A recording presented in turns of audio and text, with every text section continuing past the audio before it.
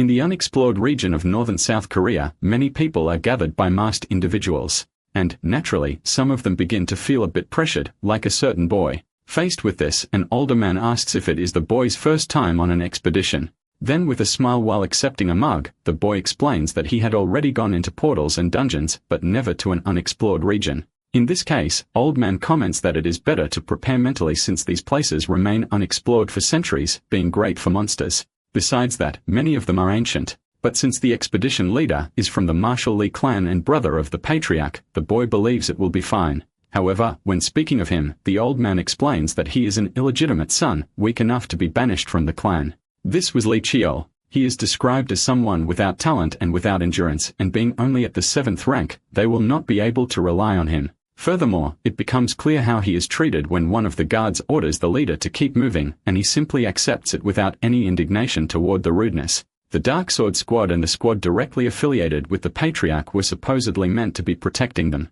But it is possible to sense that something is wrong, and the boy does not have a good feeling about this mission. A long time ago, there was a time when this illegitimate son also had dreams and hopes. The first time he bore the weight of being part of the esteemed Lee clan, he was still a child. And when he was chosen by the best weapon in the seal selection ritual, his expectations were very high. Obviously, Kuehl thought that if he continued gaining recognition and tried his hardest, one day, he could become famous among everyone. However, that did not happen because of an unfortunate diagnosis from a doctor about his mana pathways. It was said to the boy that they were not suitable for learning magic and lacked the stability to practice martial arts. Therefore, for the young master to reach the 9th rank would be a miracle, and, naturally, the news reached the high-ranking members of the clan. When everyone learned about his condition, they said that what happened during the selection ritual was mere coincidence. Even so, the boy did not stop giving his best and reached the 7th rank by the age of 25, feeling happy despite the superiority of his brothers. Unfortunately, that happiness did not last long as Cheol was expelled later, at the age of 30.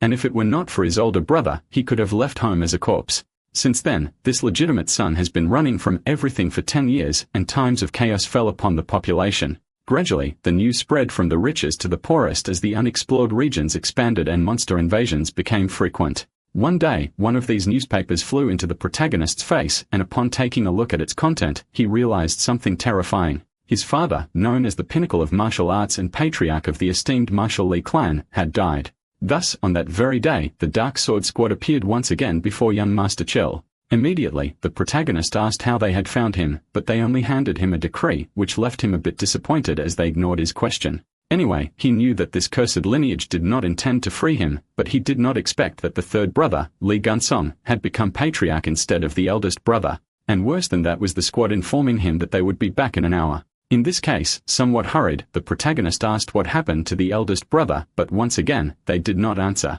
Thus, Cheol asked the reason for the order to investigate the unexplored region since he is only a 7th rank martial artist. However, all the squad did was ask if the boy was going to refuse to follow orders. And knowing that doing something like that without a good reason would result in death, the protagonist accepted the mission. Yet, the moment they left, he could not help but feel furious about it. Back to the present, the group continues on their way to the mission site until that boy from before stops, surprised by something along the way. In front of everyone was an abandoned building that for some reason remained well preserved. In this case, one of the soldiers from the Shadow Squad warns that they are going to enter, and just as they step inside, things are worse than expected. Because inside the building is possible to see the skeletons of many people and of a giant ancient monster. Mysteriously, one of the soldiers announces that he has found it and orders his colleagues to begin. Then without any mercy or explanation, the boy from before is exterminated with just one strike in front of the protagonist and the old man who helped him.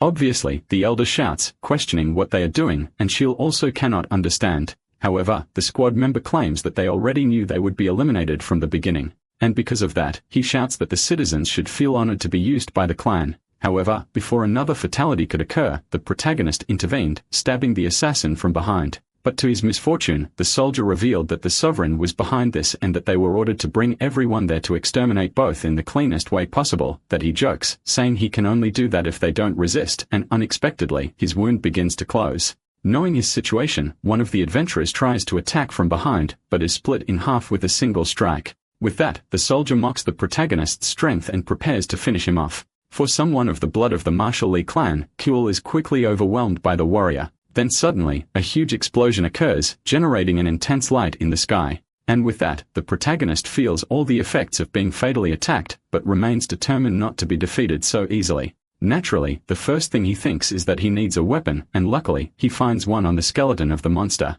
Since it was a sword powerful enough to kill a great monster, it should still be good even if abandoned. So praying for it to work, the boy grabbed the sword's hilt, but suddenly the blade began to crumble into black dust. And with it disintegrating in front of him, Kuhl couldn't understand why. Seeing this, the soldier feels increasingly disgusted at how pathetic the boy is. However, he still decides to finish him off with the honor of Ali, and in his final moments, the protagonist thinks that the heavens are truly cruel. In the end, the boy would die like this after spending his whole life amid hardships and running away, along with constant failures in a series of things. At that moment, he thought how nice it would be if he had a second chance. Then suddenly, he heard his father's voice calling Yuzhong. That was the protagonist's mother, but a man informed that when they found her, she was no longer in any condition. And beside this messenger was the patriarch of the esteemed martial Li clan named Li Tashin. For some reason, the boy notices that he is young, and it is the same with the brother Choi. In this case, Choi tries to go to his father but sees two baby hands. And paying more attention, he realizes that these are actually his own hands. Because he has his memories, the protagonist remembered that he should be dead, so he didn't know if this was an afterlife. However, this time, the name given by his father was Young, and the other children were assigned a maid and some squad members as guards.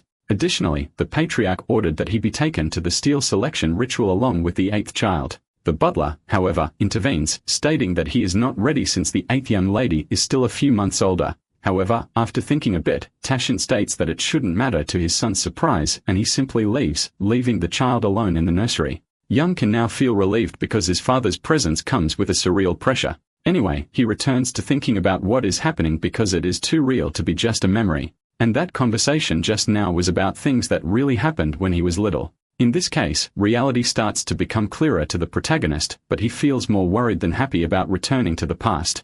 A few months after returning to the past, the special day of the esteemed martial Li clan arrived. This was the day of the steel selection ritual, where the clan's children show their talent corresponding to the weapon that chooses them. Tashin, in his time, was chosen by dozens of blades, having become the best of his generation. And the eldest brother, who was chosen by swords as well as tones and a staff, became renowned for his magic and swordsmanship. However, this time, the participant is the protagonist. With a new outfit on Young, the maid Mungagwa praises the child for looking handsome and not crying even in a different environment. With that, she holds the boy, wishing him a good result, and states that the little one will have a bright future ahead.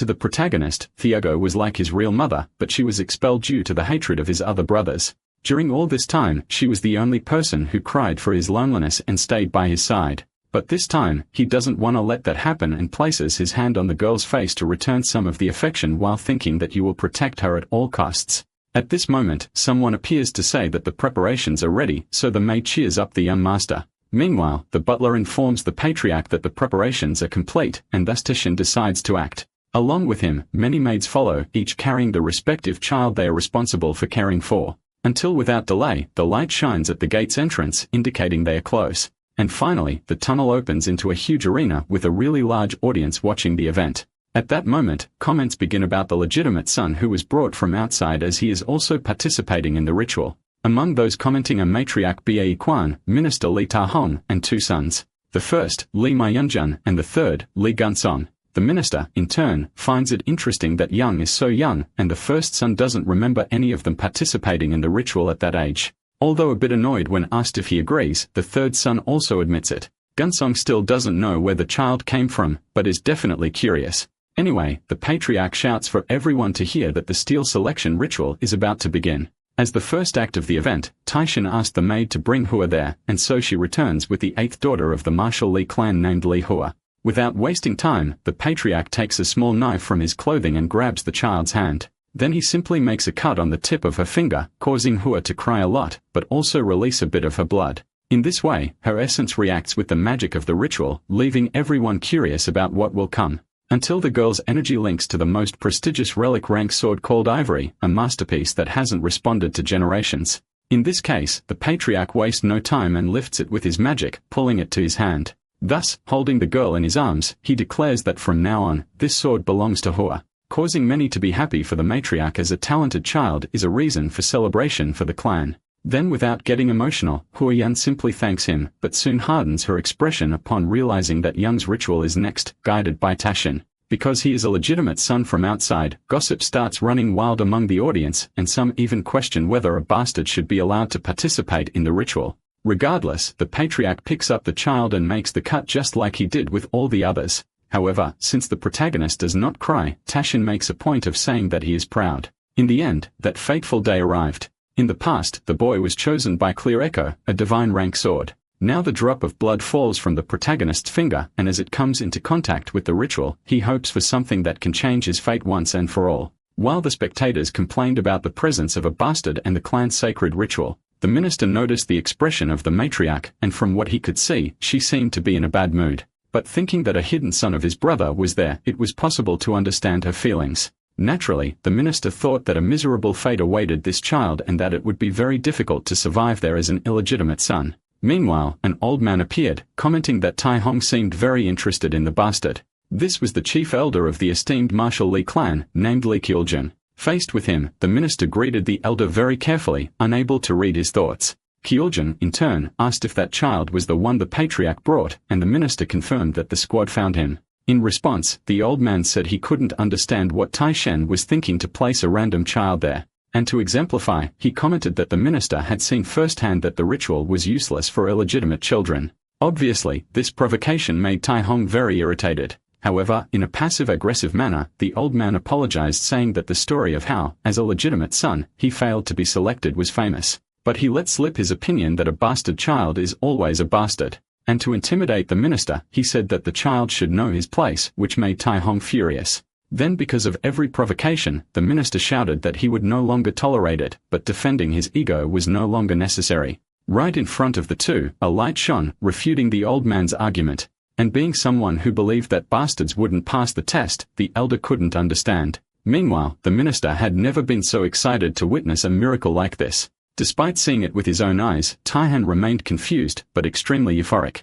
At that moment, that immense blue light fell into the arena, engulfing everything and everyone in the stands. First, the masterpiece, Spear of the Blood Spirit, and the masterpiece, Has Iron Blade appeared. Then the relic, Divine Sword Mahu, and the relic, Agile Dragon Divine Crossbow also revealed themselves. Obviously, this started to cause general confusion in the audience as even the owned weapons were responding. It was possible to see this from the observatory above, where the first son's sword began to shine, leaving him very surprised. Instead of feeling jealous, Maya Lunjong simply asked if his brother could believe this, and he praised the youngest, saying he had incredible talent, though Gunsong remained as cold as ever. In addition to the surprise, indignation arose among the crowd, thinking something was wrong to have such a result. However, the patriarch made a point of ordering everyone to be silent, which happened instantly after command. It was stated that according to clan law, all the weapons that chose Young should belong to him by right. However, as seen, the situation was not that simple. So Tai Hong announced that he would accept suggestions. In this case, Tai Hong raised his hand saying he had a suggestion and smiled when the patriarch asked if he had an idea.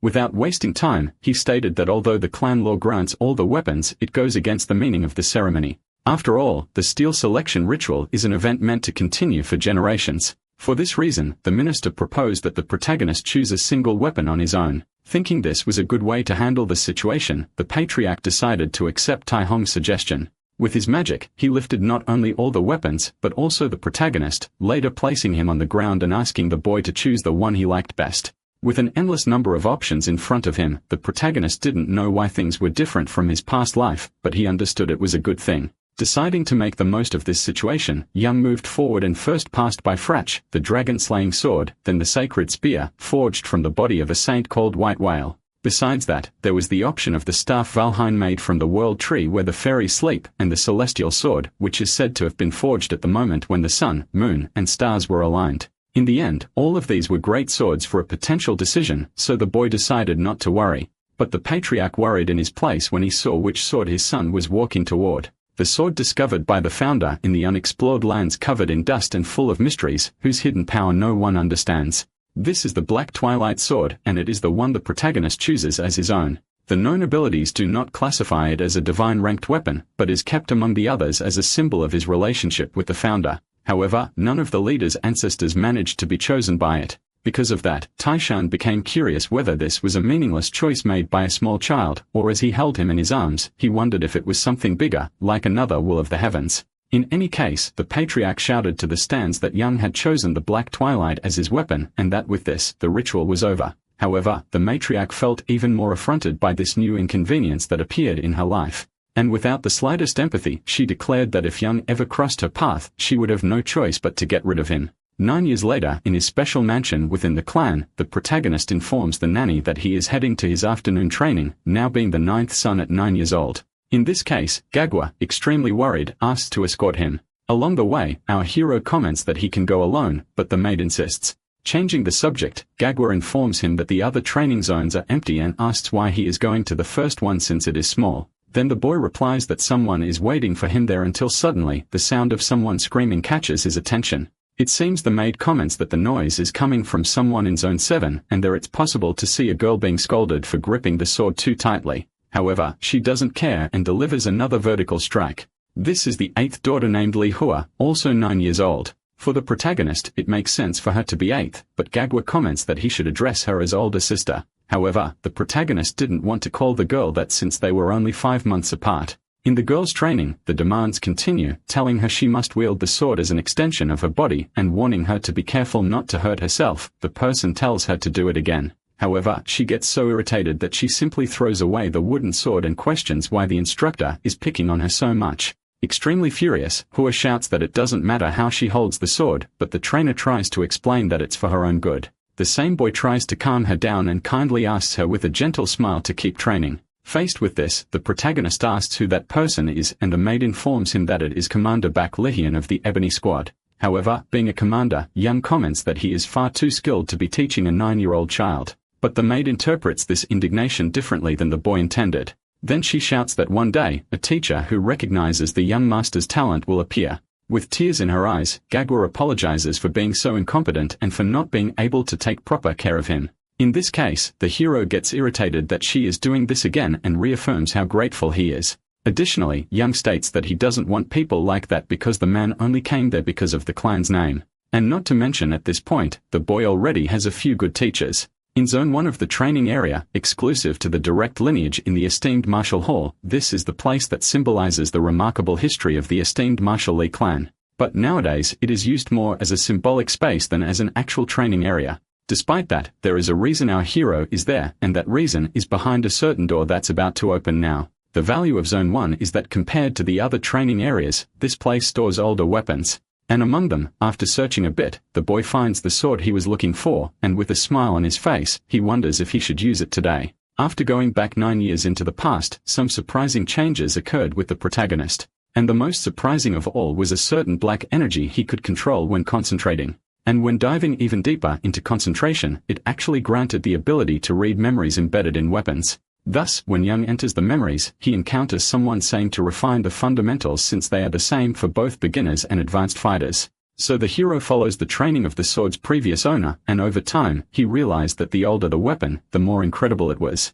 The memory said that mastering the basics of the sword would make a person unshakable like a pillar, and the more attached the weapon was to the owner, the more the hero could see of the past. Thus, activating the first form of the 7-star sword, the ability Scarlet Wind is used. Young feels extremely happy to finally complete this technique. But over the last 2 years, he had read the memories of most of the weapons. However, at this moment, someone appears saying it had been a long time since they saw a 7-star sword so perfect. This was Minister Tai Hong, who enters the training center with a smile on his face. Li Tai Hong is a rank 4 martial artist and a general of the clan. Even though he is outside the direct lineage, his skills were recognized, and in the past, he was one of those who cared for the hero. Happily, the protagonist greets his uncle, but the minister waves off all that formality. Either way, he is proud to see the boy coming to the training hall every day as he goes to work. Tai Hong sympathizes with the boy, saying he knows how hard it is to be discriminated against by his brothers, so he hopes that Young will overcome it. In response, the hero states that is fine, because despite everything, he is still part of the lineage. Moreover, over time, he learned that the meaning behind the clan's name was to prove oneself with the sword. Therefore, with his eyes shining with excitement, Young declares that he will prove himself with his own strength. Hearing words like that from a child makes the minister hopeful, but at the same time, disappointed because the boy is an illegitimate son. Anyway, since Young is almost at the age to attend the naming ceremony, even if it's a bit late, the minister asks to become the boy's teacher from now on. However, completely breaking his expectations, the protagonist states that he cannot accept. Unable to understand, Tai-hong questions whether it isn't enough, then the hero reminds him that there is a rule that forbids it. Despite that, the minister informs him that all the brothers are already breaking the rules by being trained and eating the best possible. However, the hero believes that the rules should not be broken, even if everyone else is breaking them. And as he said before, he truly wants to prove himself with his own strength. This makes the minister question whether this child is really 9 years old and think of him as someone very similar to his older brother. Inevitably, Tai-hong understands that he won't be able to change the child's mind.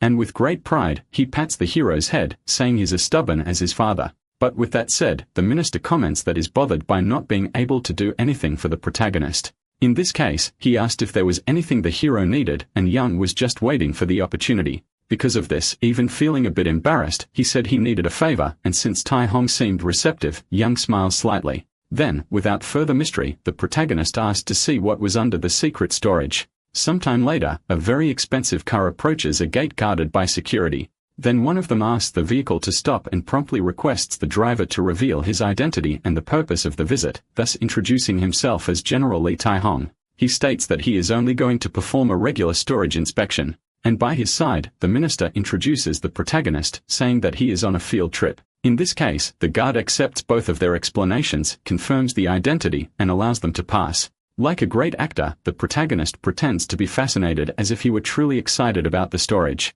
So the minister asks if he is really that thrilled. In response, the hero comments that yes, because the secret storage is where the family's greatest treasures are kept. Moreover, the most important thing of all is that the item the boy is looking for is also there. There is a saying for those who try to find the legendary weapons, like the ancient relics that few know exist. All things can be found in the secret storage of the esteemed Marshall Lee clan, and this proves to be more real the deeper they go into the place. Before taking the elevator, Tai-hong informs that the basement of the secret storage is where the sealed weapons are kept. In this case, Young says he's heard that there are monster-level weapons that devour their owners, and the minister does not deny it. He even plays along saying that just by holding one of those weapons, both the body and the heart will be consumed. Right after explaining, Tai-hong asks if the boy is scared, so Young tries to act brave.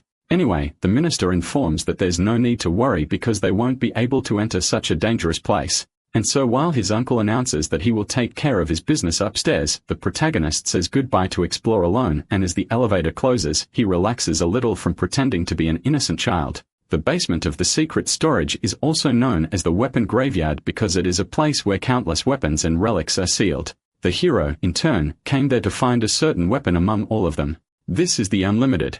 Normally, it takes the form of a dagger, but if mana is injected, its length, shape, and other properties can change freely. Lee Gunsong, who found the Unlimited in this secret storage in his past life, obtained the title Constant Change because of the weapon's versatility. That title was the reason the third son became patriarch instead of the first, who was the most likely candidate. And then after some time, he found the protagonist hiding and eliminated him. That is all he knows so far. To prevent the same thing from happening again, Young knows what he has to do. And although it's something that will take a while, the hero must check each one. Therefore, using his black flame, he is determined to obtain the Unlimited before Lee Gunsong this time. Sometime later, the boy continues searching for the weapon among those in the storage. Since the beginning of the search, an hour has passed, and despite checking everything that looks like a dagger, the Unlimited has not appeared. However, the hero believes that it is definitely somewhere there and that he probably hasn't checked everything yet. That's why he decides to inspect the counter next to him. But before going, he accidentally bumps into one, causing it to fall to the ground with a loud noise. Since it is very rusty, Young gets curious about how it got so deteriorated. But before he could touch it, the dagger backed away, and instead of his hands, flames first covered the dagger. Young panics, unable to understand why this is happening. But suddenly, the flames engulf everything, until in an instant, the protagonist wakes up in a place completely different from normal. And standing over hundreds of bodies and swords, he tries to understand where he is until he realizes it could be the memory of the rusty dagger.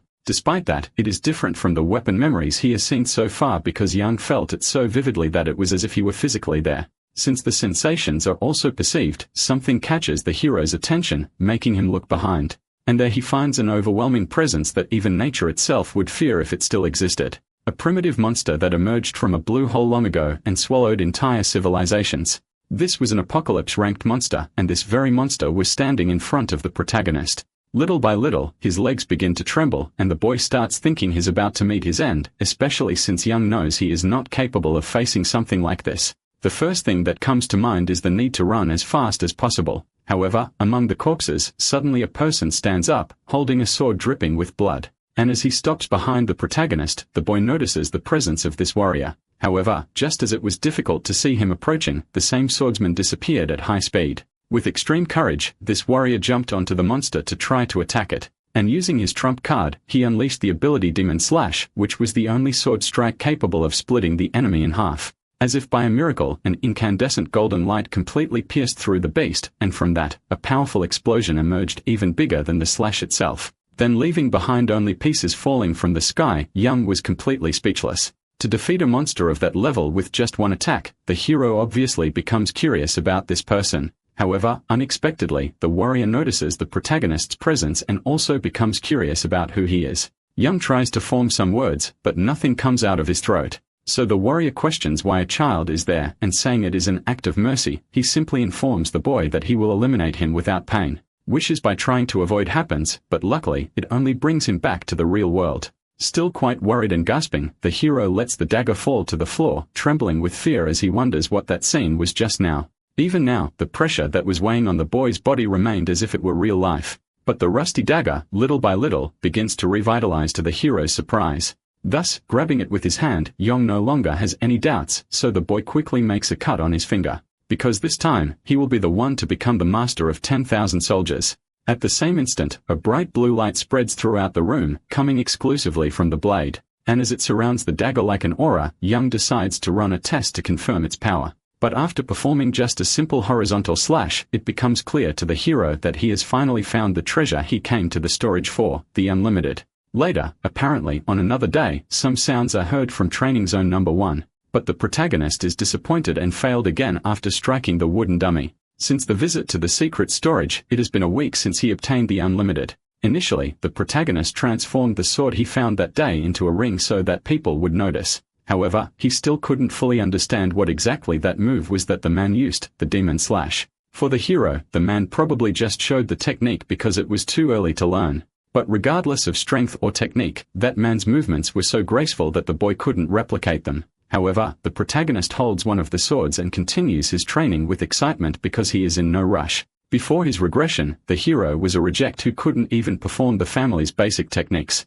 And even though it's just one, this is his first time seeing such advanced martial arts. And Young can clearly remember how that man moved when he finished off that monster. At this moment, an idea comes to the hero's mind when thinking about that man, since he is not an adult like the warrior, but a 9-year-old child. That's why if he tries to imitate the movements of an adult, it won't be effective at all. So, logically, everything needs to be adapted to his own body in a slow and natural way. Without wasting time, the protagonist closes his eyes to concentrate and trying to wield the sword in a way that suits his body but still maintains the technique. The boy manages to perform a powerful strike that breaks the ground on his very first attempt, which after witnessing this makes him very happy with how he is improving his abilities. At this moment, Young believes that he only needs to solve the problem of using mana. Because no matter how many times he tries to replicate it using mana the way he remembers, so far, all attempts have failed as if he has forgotten something very important. Then Young understands that he has no choice but to keep trying. And from the back of the room, while the protagonist tries again, a woman observes everything with a mischievous smile on her face.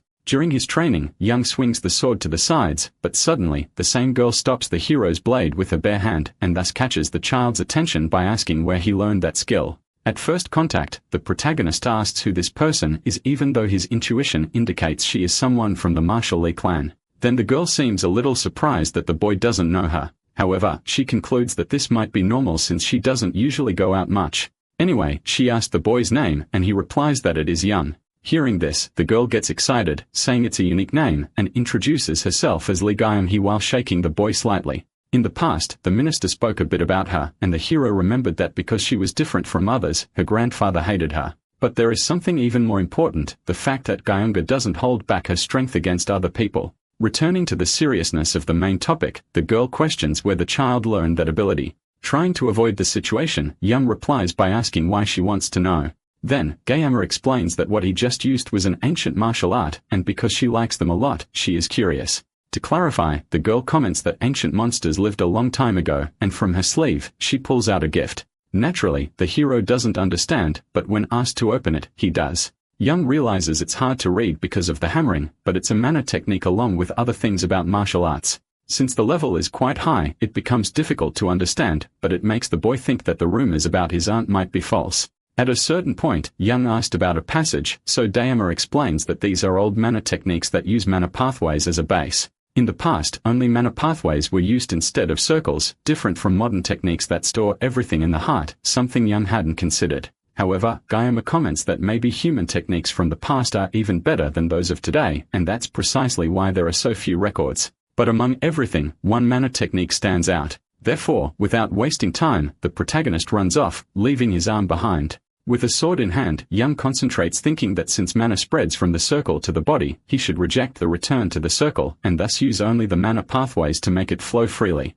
In the end, this was the mana utilization technique of the man that the boy couldn't understand before. So knowing this, the protagonist is sure it could work now, and when replicating the same technique as before, the damage is dozens of times greater, making both his aunt and the protagonist himself unable to believe it. Having succeeded, Young gets ready to celebrate, but Dayama quickly runs toward him and grabs him, asking if that was by any chance an amplification technique. Inevitably, the hero confesses that yes, but the girl wants to know how he managed to do something like that. Even though she is his older relative, Young asks if there's any reason he must tell. Then Dayama reminds him that he figured it out using the notebook she gave him, the same one she often reads. Dayama has been searching for a way to use it for more than 10 years, even after being expelled, so she practically begs. Therefore, the boy asks for 3 promises to be made before revealing anything. The first is that Dayama must not talk about Young to anyone unless given permission. And to explain himself, the hero comments that he simply doesn't like the idea of people talking about him. The girl manages to understand this, saying that she feels the same with a sad expression. Anyway, the second condition is that they must not lie because they need to trust each other. So once again, after fixing that in her mind, the girl shows that she is ready for the last condition. And so Young explains the condition, but for now, the end of the negotiation remains a secret. A year after that, the maid appears running, calling the young master to the training center. For this reason, together with his aunt, the hero, now 10 years old, asks what brings the nanny there. And then, a bit anxious, Gagwa hands over a letter that has arrived. And although Gagwa doesn't know what it's about, the protagonist had been waiting for it for a long time. It is the summons for the naming ceremony, where he must visit the central training hall at 10 a.m. on September 10th. However, the seal on the letter was made by a representative of the patriarch named Lee Maoyongjong. And since he hadn't heard anything about expeditions, a hero became curious to know why his father wasn't home. Gyeonga, on her part, screams extremely angrily because is in naming ceremony. Then the hero asks why, and she replies that now that she is improving Shin Yi-jong's guidance. However, he will have to be away for a while if he goes to the ceremony. Since the agreement, a year has passed in which the two have been researching mana techniques. The modern mana techniques that use a mana circle as the core and the ancient techniques that use the pathways as the core. However, the two managed to identify a new type of technique that combines the best of both, and Jiang has said that successfully making this combination was her dream. Accumulating mana, transforming his peculiarities into a circle, and using the pathways to control and utilize it was the method that improved the hero. And because his aunt kept complaining a lot, he says that he has to go anyway. However, he asks her not to worry because it will take less time than usual, and because he intends to continue the work. Gyeonga, on her part, questions this, saying that the boy will be busy with lessons. But Young states that he will continue training the mana technique and recovering the ancient techniques at the same time. Sometime later in an incubator, it is said that the training will start today, and that they must first endure magical attacks for 30 minutes. And this time, the past is different again because the instructor is the leader of the Blood Tiger Squad, Jang Wook. The instructor, in turn, predicted that the 9th son would fail this right away since he had received basic training. However, he was using mana techniques to reflect the magical attacks away, and the look he gives Jang Wook is enough to make the instructor scared. Young is testing himself right now and comparing himself to the 8th daughter to reach her level, forcing Wook to raise the level. However, he is still just a 10-year-old illegitimate child, but the instructor thinks that calling him that after seeing his talent is rude. Therefore, Wook believes it's better to reflect on his past behavior and now did his best to teach everything he can, offering more than just basic lessons for the naming ceremony. Sometime later, the protagonist finally finishes his training in the incubator. But he can't help but think how crazy the idea of throwing a child into a device that attacks with magic to build resistance is. Anyway, the protagonist reflects a bit on what happened. He wasn't expecting an apology from the instructor, but really noticed the difference in his tone of voice during their last conversation. First, Young decides to rest a little from this exhausting training. But suddenly, the 8th daughter appears attacking the protagonist, which he manages to defend against without a problem. Then calling the boy a bastard, Li Hua of the clan's direct lineage states that they need to talk. Faced with this, Young pulls his hand away and asks what she's trying to do. However, Hua yells at him to be more respectful because she's a legitimate daughter and 1 year older.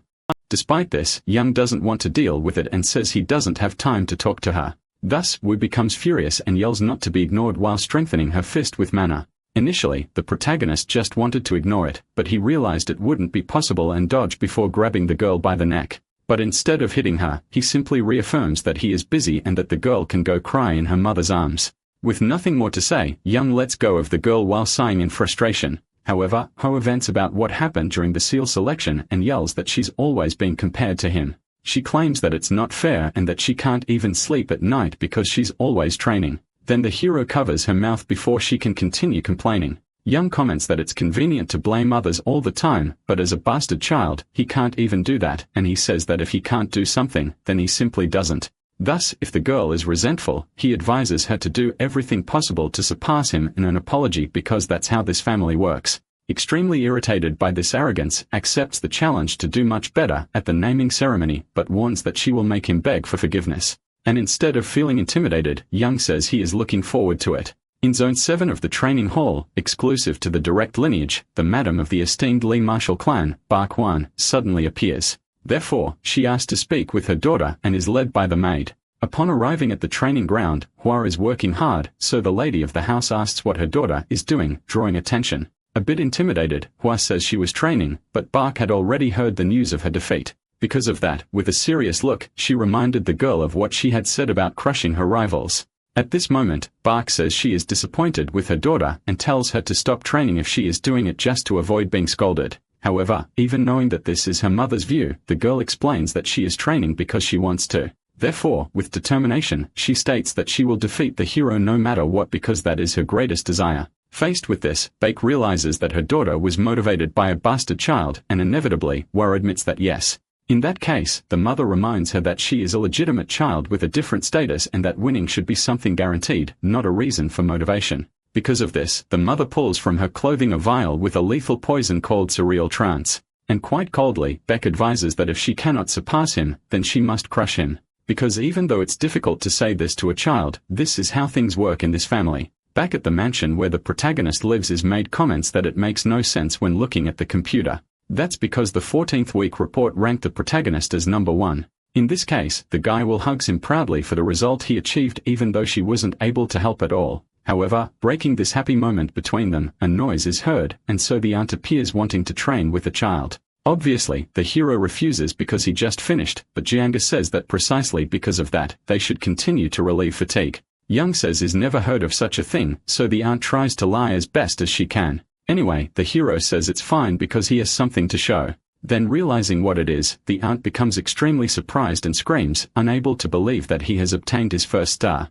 Normally, it is necessary to go through 3 stages of man arts. The first being the iron body stage, where one strengthens the body. The second, in turn, is the qigong stage, where you change the nature of your mana. And the third is the extraordinary skill stage, where it becomes possible to demonstrate supernatural abilities through mana. But the mana arts of the boys aren't different because even in the first stage, it is possible to show more abilities. This is the reason why the mana arts are divided into star stages. After checking, the aunt is sure that this is indeed a star, but she still finds it strange because she thought it would take a year. In response, the hero said he learned while watching the lessons, but when he failed to control mana, the balance of the pathways almost shattered. With that, he learned what you should have let go of because mana flows naturally like water, and the human body itself is a vehicle for mana. Faced with this explanation, Dialga comments that she should be able to do it too, even if it takes a little while. Then the hero feels a bit proud because at least she realized that much. But the aunt still expresses all her gratitude with a tight hug that almost breaks Young's ribs.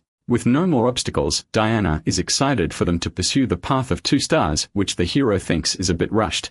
In this case, Shikai comments that the first star is different from the traditional first stage, but the protagonist already knows that. Then the girl asks what he thinks is better, and at the moment, he was about to say swordsmanship. He is interrupted. Young tries to argue, saying that she has never seen his training, but she had actually seen it when she was bored. In short, what Jonah means is that he has a skill more exceptional than swordsmanship. This skill is the boy's use of man arts, which comes as a surprise to the hero. It is explained that his talent and his aspect is so incredible that it overshadows everything else because no one has ever managed to follow the techniques she taught, and that is precisely why the aunt is certain that it won't be difficult for the boy to reach 2 stars. Furthermore, if he achieves this, Diana states that the naming ceremony will be a piece of cake. In any case, from now on, the aunt says she will teach real techniques, and Young excitedly agrees. But even so, as he gets up, our hero asks what that is beside her. And realizing he's talking about the box, she simply places her hand on top of it. However, in an instant, a projectile is launched near Young's face, exploding behind him. Then with a smile on her face, the girl says that the box is full of metal pellets. For now, the hero needs to learn how to move while releasing mana, since using mana arts while standing still is the same as dying. Finally, with determination, Gaima asks if they can start, and Young doesn't refuse despite his concern. On the afternoon of another day, the 9th and the 8th children gather in training arena. Introducing himself as another leader of the Blood Tiger squad, Jongwon says he will teach the clan's techniques to them. Thus, he asks the children to choose their weapons and come toward him. But since he'll only give them 1 minute, he asks them not to waste time, which both of them understand. As they walk toward the weapons, the hero notices the girl's expression directed at him. Already very irritated, he asks what Hoi is looking at and whether she has something to say, but the girl pretends not to understand. To make conversation, she asks if Young is going to pick a sword, but our hero denies it, and he simply climbs up to the arena with several swords in hand, leaving the 9th daughter quite confused. Upon reaching the top, Jong asks what the boy is doing, so he reminds him of the order given. In this case, the squad leader commented that Young should have brought the weapon he uses, but the hero replied that he uses all of them, which left Jong Wan a little curious. Despite this, the instructor loudly judges the protagonist as a complete fool. And taking the spear from his back, he asks him to remember what he is about to say from now on. Jongwon said that he would teach the clan's secret techniques, but didn't say anything about teaching the stances or skills. Among the secret arts of the esteemed Lee martial clan, there are various flames of enlightenment. And to learn these secret arts, one must master the basics, which is practically the same as awakening the dormant sixth sense in the body. Because of this, the instructor warns that he will awaken that sense right now. And with his combat stance ready, he asked them not to have too much difficulty in completing the objective. For a moment, Hua asked the protagonist what the instructor is going to do, but at the moment he was about to answer, John Wan appeared in front of him. And at lightning speed, he threw the protagonist backward with an attack that left no chance for defense. Despite this, John Wan is already quite impressed by the fact that Young was not hit directly. But at this moment, the hero is extremely tense because he has to do this once again. Before returning, the protagonist had not received this training properly. But with a determined expression, he advanced, certain that in this life, it would be different. Despite the protagonist's confidence, he receives a blow to the face that intercepts his attack. Then trying to take advantage of the instructor's lack of attention to his rear, Wu tries to defeat him as well, but both are easily suppressed. Jumping a bit into the future, it has already been a month since they started training with Jongwon, and that was such harsh training that their bones would break, and they suffered internal injuries. Clearly, it was not the type of training that a 10-year-old child should be doing. But instead of crying, Young was starting to enjoy it. Suddenly, in yet another one of these daily fights, Hua wakes up on the ground without knowing where she is. So out curiosity, the hero explains that this is the 22nd time the girl has fainted, unlike him, who is on his 16th time. While the two are talking, Jong Wan thinks that the 8th child has a resilient body because even when attacking harder, she continues to be fine. As for the other illegitimate child, the leader had already felt on the first day that he was not just anyone. At first, John Wen thought the boy was a fool for bringing a bunch of weapons, but he proved himself proficient with all of them. Moreover, after only 1 month of training, instructor gets excited because he realizes that Young is starting to get the hang of it. Without further delay, John Wen informs the two children that training will resume, so he asks them to return to their positions. After some time with both extremely tired, the hero calls his sister's attention, which makes her ask what it is. Then Young informs her that he will give a signal, and that Hua should block GM1 once for him. Naturally, Hua questioned why she should, but the hero convinced her with the desire to land a hit on the instructor. Thus, Hua asks if the hero is sure, and with determination, Young affirms that he is. Wasting no more time, the girl charges forward, saying that the protagonist will owe her one. And right behind, Young follows her while thinking that there's no chance of victory with his current skill level, which is precisely why he has no choice but to use the numerical advantage in his favor. Zhong Guang, in turn, comments that the idea of working together is not a bad decision, but only if things go according to the boy's plan, which the instructor will not allow. Quickly, Jin Wen launches a counterattack and is very surprised that the hero manages to block it. Then he charges forward to test the boy's limits, and at the moment when both of their spears were about to clash, the protagonist shouted that it was time. So while moving away, Wool approached from above to keep the instructor busy for a moment. Being a little behind, the hero understands that there is only one way to land a direct attack right now. Therefore, he begins to channel aura into his sword to replicate the ultimate attack he obtained from the Limitless, the skill of the slashing demon that defeated an apocalypse-level monster. In an instant, Young reaches the instructor, which makes him surprised. Furthermore, John Wan's guard is high and the hero's attack is low.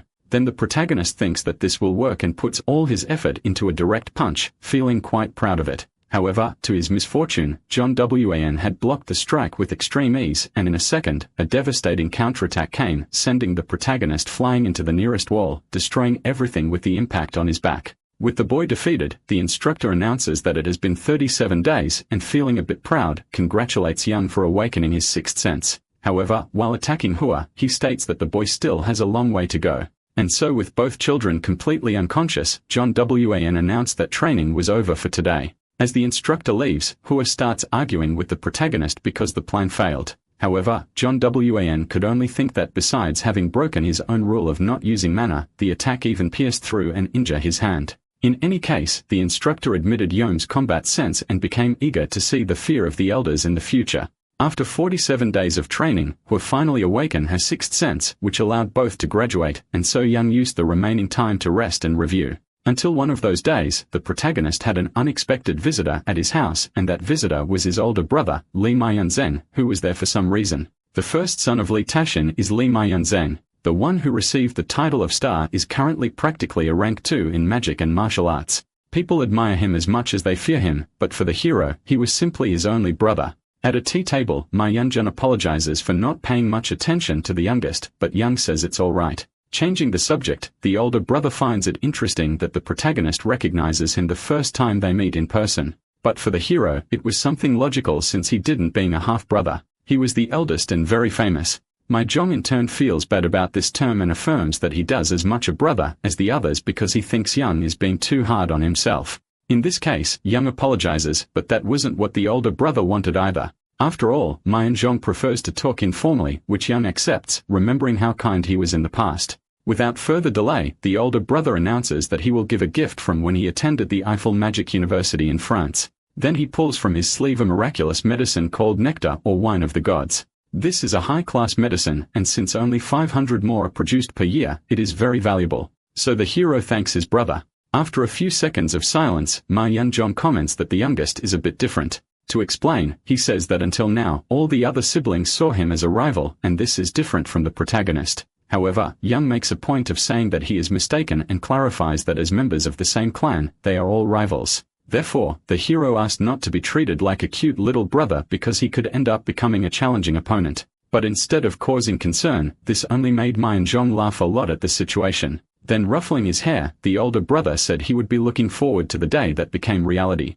And since this was his older brother who had always cared for him, Young agreed but thought to himself that this time he would be the one to protect him. A few days later, it was the day of the second trial of the esteemed Lee Marshall clan. The naming ceremony arrived, and they had to travel to the place by boat. The Red and Blue Island is an island where the color of the land changes depending on the amount of mana and the atmosphere, and has always served as the location for the ceremony. To pass the test, it is said that they must survive on the island for 3 weeks, and to assist, the devices on the box will track the locations of both. The judgment camera will remain open for 2 days after the end of the 3-week period. So, with the children prepared and already on the shore, the instructor simply wishes them good luck. The moment they arrive on the island, Hua announces that she has something to say. Therefore, Young feels relieved that she has finally made up her mind, which leaves her confused. The truth is that the hero knows she's been trying to say something to him since the beginning of classes. And although she questions it, very embarrassed, this was already very clear to Young. Getting straight to the point, the protagonist asks her to speak because, at the very least, he will listen.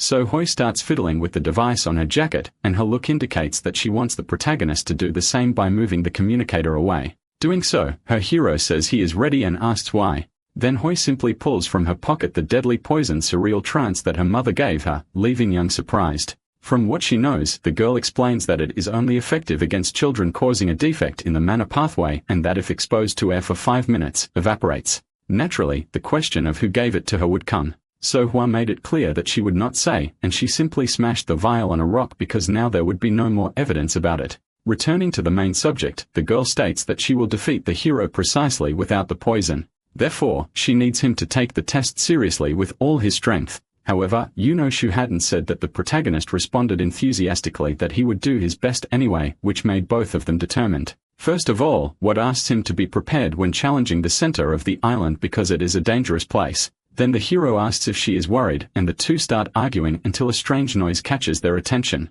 Thus, the girl simply asks the protagonist not to die while announcing that she's leaving now. And as she leaves, Young thinks to himself that his destiny is not in the corners of the island. Therefore, the test is just beginning. Our hero decides to head straight to the center of the island. Through the security cameras, the overseers notice that the 8th daughter is doing very well. So far, she'd already finished hunting a large number of animals despite it being her first practical experience. Because of that, the elder boasts about these achievements, remembering the master who awakened her, and he asked the instructor behind him if it really has only been 47 days. To which he responds that yes. Although she wasn't that strong before since it was expected to take 2 months. For Zhong Yuan is a fact that girl has decent talent, but it's also true that someone provoked her to improve faster and that someone is the 9th son, Li Yan. Speaking of him, the elder asks what the boy is doing, so the instructor suggests that he is probably looking for a hiding place. In this case, everyone judges the child as a coward who is not worthy of being in the same clan.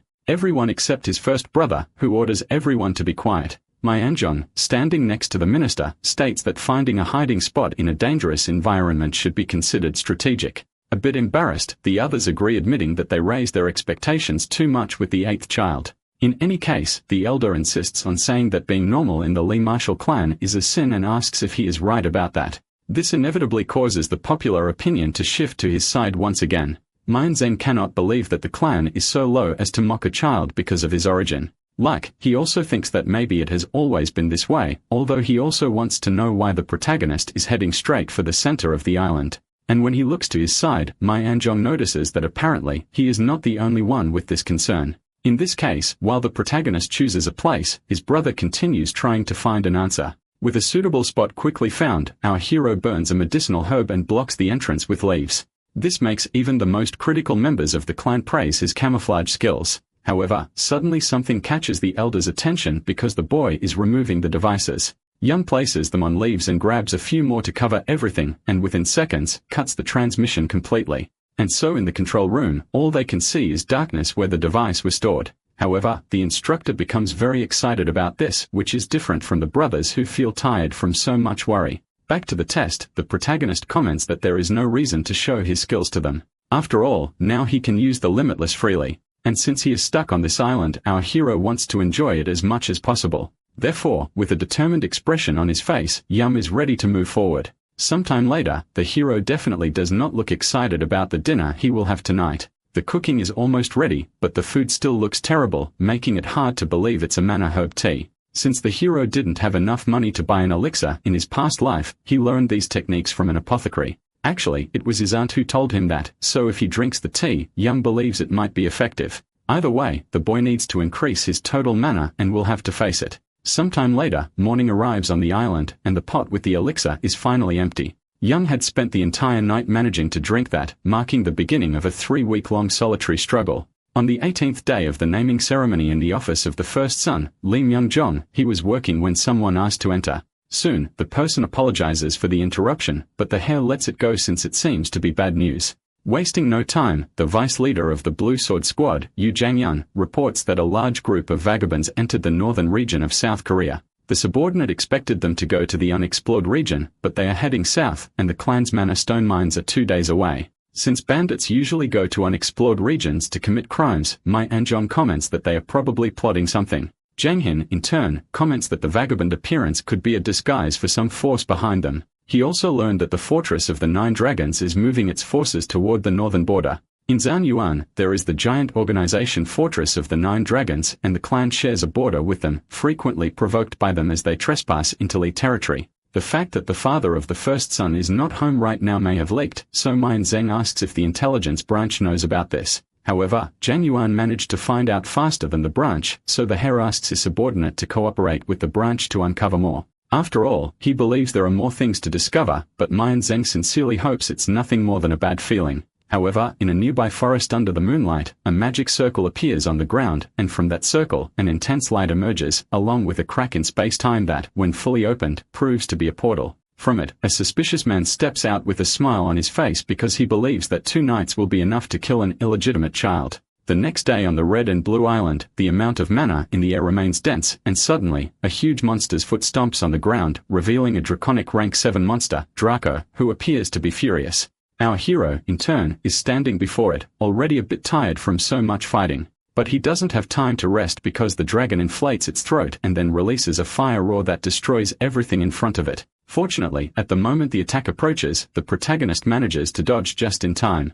And so using his mana on the sword, Young uses the fire energy that blocks the vision to his advantage. He jumps onto the dragon and counterattacks with all his strength using the slashing demon technique. It strikes the monster on its head, leaving it completely defeated and burned on the ground. With the fight over, Young comments that dragons are on a different level and admits that if he had fought when he first arrived, he would have lost. The hero reached the dragon's territory 19 days after entering the Red and Blue Island, but staying there any longer would be a waste, especially because there's another reason the boy came here besides that. Before doing anything else, suddenly a noise is heard, so the hero prepares to fight again, and he hides where he can to better analyze the situation until he realizes it is expected. In front of him is a squad of rank 8 monsters, the lizard men. It seems that something has been wrong since the previous day because lizard men should only appear on the outskirts of the island. Moreover, they are attacking and fleeing, which is unusual for non-intelligent beings, meaning the monsters might be affected by something. And if that's the case, the protagonist moves forward to investigate for himself. Until before attacking, one of the lizards reacts strangely once again, which consequently confirms Young's theory. Then without any mercy, he finishes off 2 of them, not believing in coincidences, but still leaves the last one alive so he can follow it. On the other side of the island, phrases like "face the martial clan" are heard repeatedly until the person responsible for this is shown while thinking that the Lee bloodline is really peculiar. At the same time, when the surviving lizard arrives, the man cannot understand how such a young boy defeated so many monsters. Yet the man still believes he will be fine because at the end of the day, Young is still just a little boy. And to the tamer, Nishiyama Shugo, he is a little boy who will fall into his most obvious trap. So when that happens, Shugo won't need to resort to plan B. The protagonist narrowly avoided falling into that trap and managed to realize that his enemy was a tamer. However, he still didn't understand how an outsider managed to get in there. Until he remembered that it wouldn't be impossible if a teleportation circle had been prepared somewhere, which meant this was probably something that a member of the Lee clan had set up. At that moment, the only thing on the hero's mind was to notify the house and wait for reinforcements. However, Young's aware that they would arrive too late and that he wouldn't be able to discover who was responsible. Therefore, of all the options, only one remained: to use his stealth arts to solve this himself. First, the hero hides his presence with stealth arts, and then the moment he finds an opening, he uses all his strength to approach and defeat the tamer with just 1 strike. In the last moment before the attack, the object Shogo carries begins to shine and scream, making the man realize what is happening. Unfortunately for the protagonist, it was a danger detection artifact, and even though he was faster, the strike was blocked. Facing each other, the tamer comments that the boy is much better than expected. However, the hero replies that it is he who is weak, which makes Shogo so irritated that he stops talking to attack. In this case, using the 3rd form called True Blue from the 7-star sword technique, the protagonist aims to finish it all. But suddenly, he feels something strange because his body can no longer move. Completely euphoric, Shobu laughs out loud because the boy fell for it. And he explains that this is the most advanced type of formation that blocks mana circles, incapacitating martial artists. However, instead of being scared, the protagonist uses this information to change his mana control strategy. After all, if the circles are restricted, he can simply use his pathways instead. Thus, right after breaking the chains and defeating the lizard with just 1 strike, Young reaches the tamer in an instant. And at the same moment, the boy passes over him to end up in front of him, and questioning with the sword pointed at Shugo if he's already given up on running away. With great surprise, the tamer asked how Young broke free, but the hero not only did not answer, but also informed that he had already notified the house about him. Because of that, the obvious thing would be for him to surrender, but Shogo stated that he would eliminate the boy and thus regain his freedom. Then before the protagonist could even understand the meaning of that, something appeared in front of him, breaking his sword and hitting him directly, causing our hero to be thrown against a tree with a devastating impact. Then after a few seconds lying on the ground, Young understands the gravity of the situation. because in front of him is the guardian of the red and blue island called the Turtle-Headed Mountain. This is a rank 3 monster, and since the tamer is not of a high level, he warns that he can only control one command. Anyway, the command to attack the hero was given, so Shogo advises the boy to give up and just accept his fate. Suddenly, a large amount of paper with inscriptions is thrown into the air confirming the command. But since Shogo does not have full control over it, the hero tries to stay calm and focus on the tamer to be able to do something against the Turtle-Headed Mountain. What is in his hand is the only option.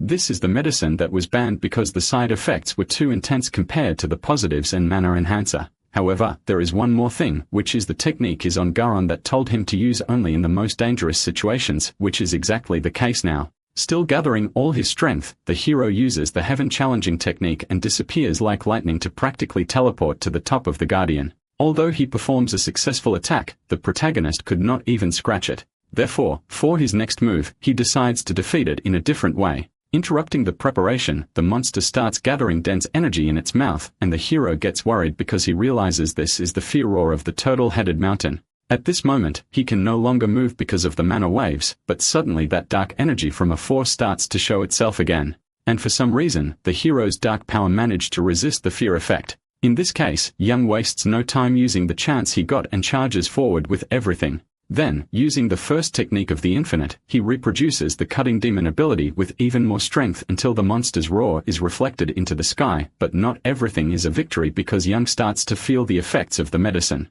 On his knees on the ground, the hero won't be able to move for a while because of the intense side effects including sharp chest pain. However, in the last 10 seconds of strength left, Young runs determined to find the tamer. Thus, more than half the time passes until suddenly a red line is seen by the boy on the ground. And with only 3 seconds, this line leads to Shogo, who quickly panics upon seeing our hero there. Still, the protagonist is not close enough to eliminate him with the small body. So he just shouts for his sword to become longer, and with a precise strike, the tamer is defeated. With his sword on the ground, Young tries to recover because everything will be over if he passes out now. Because of that, he drinks a vial remembering his aunt's advice to use this after the technique. And before any monster arrives, the boy is determined to deal with this guy. But suddenly, his vision goes dark. Until a few seconds later, the protagonist wakes up in a completely isolated white place. For a moment, he questions where he is as well as where the tamer and the monster are. But upon better noticing his situation, the boy realizes that it feels like his body is being torn apart, and suddenly, a huge eye appears in the place, a little surprised that he has already reached this point.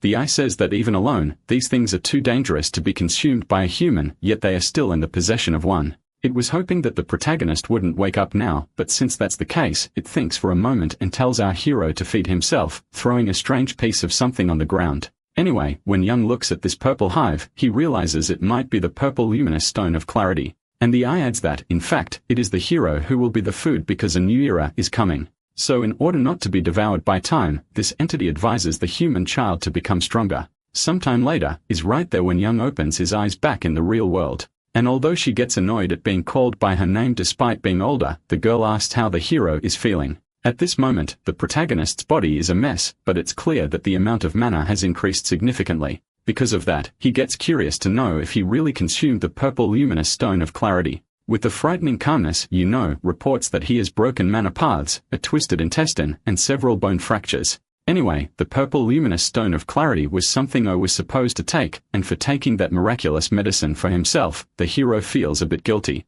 Getting straight to the point, the protagonist asks what the girl is doing there. But at that moment, Young's older brother appears looking very worried. He quickly asks to heal the younger one and says that he brought some potions. So Young states that just the potion will be enough. Thus, the hero drinks the potions, but the brother is bothered by something and asks Squad to give him a moment alone. With the younger one, Main Jung states that if the boy had died, he would have annihilated the tamer and the entire organization involved. Continuing for a martial artist, what the hero did was something grand, but as his brother, he can't see it in a positive light. In this case, Young apologizes explaining that he wasn't expecting the appearance of the Turtle-Headed Mountain, and the fact that the hero at least knows the difference between arrogance and confidence relieves the older brother. Changing the subject since he dealt with the tamer, Young asks if he has the right to his information. For some reason, this was already a question Mao Yangjong was expecting. The tamer was revealed to be a rank 5 sorcerer who experimented with an Myoto and was expelled when he tried to get his hands on forbidden sorcery. He activated an advanced sorcery while the Guardian was sleeping to try to eliminate Young using the monster. Given that, the hero asks if his brother hasn't discovered who is behind this, but to his surprise, it will be difficult at the moment. Young, for his part, comments that he is not the target, so Ma Yunjong asks the reason for that. The protagonist believes that their goal is to damage the brother's reputation by accusing him of not being able to detect the invaders in time, which, although unexpected, the clan heir agrees with, showing some concern about it. But even though it might stay in his image a bit, he assures the younger one that it won't make much difference. And since he can't leave his position empty for too long, Ma Yunjong decides to return. Before that, the protagonist holds the older brother's hand to ask why they don't go along with this. Very intelligently, the hero suggests that Ma Yunjong lie that he predicted the Tamer's invasion because Young could testify in his favor. Ma Yunjong, for his part, knows that something like this would take the credit away from the child, but Young prefers it this way to avoid suspicion. So since this deal can benefit both, the brother asks what the hero wants in return. And right away, he asks for permission to enter the libraries, saying that 3 days will be enough. Thus, the two shake hands and Young refuses thanks since they are helping each other. Ma Yunjong admitted that he knew the protagonist would get out of this without his help. Then suddenly, the Blue Sword Squad contacted him on his phone, making the brother hurry. But before leaving, Ma Yunjong remembered to return the dagger to the protagonist. And even knowing what it was, he assured that he would keep the secret, which surprised Young with his brother's cleverness. A few seconds later, Hua returns, commenting that the conversation must have gone well. Being direct, the girl asks which test Young will take, and the boy answers with the same question. Then she yells that she asked first, but the hero doesn't want to say it alone. In this case, with great pride, the girl announces that she will go for the hardest one. And as for the protagonist, he intends to go to the fighting hall. Hua, for her part, didn't even know that such a test existed, but the hero revealed it was because it was located on the outskirts. The girl makes it clear how disappointed she is because even at the end of the test, Young insists on facing easy challenges. However, this idea that the difficulty depends on the location on the island was just a prejudice. But knowing that Hua has the wrong perception of things, the hero doesn't care to change it.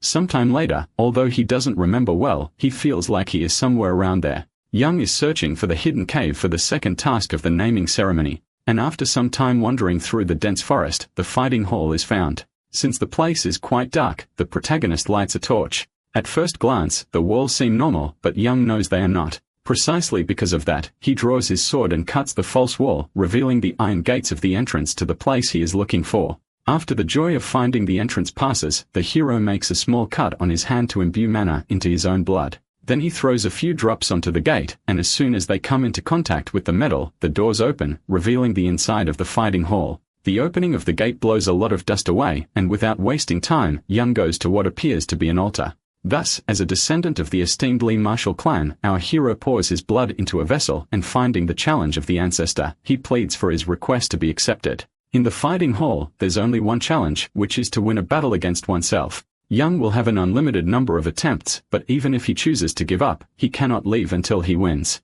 Therefore, now it is time to start, but before he can take his first step, something swiftly passes by his neck. And so the protagonist is defeated with a strike that doesn't even let him realize what happened. Fortunately, a few seconds later, the hero wakes up desperate but alive. It seemed like his head had just been separated from his body, but that was an illusion because one cannot die in the fighting hall. Despite that, the illusion was very realistic, which could drive most people who experienced it insane. But that wasn't the problem because if he was defeated in that way, it means he is capable of doing it. The fighting halt is capable of bringing out 100% of the challenger's potential. This means that the illusion can take advantage of abilities that not even the challenger themselves can, because if they could, they wouldn't have lost. Anyway, the hero is ready to try once again. After losing again in his third attempt, the boy had his abdomen pierced. On the fifth attempt, he tried fighting barehanded but was finished with an arm lock. By the 10th, the defeat happened the same way as the first, and thus, several attempts passed beyond dozens. Until at one moment, it seemed there was a balance dispute between the illusion and the real body.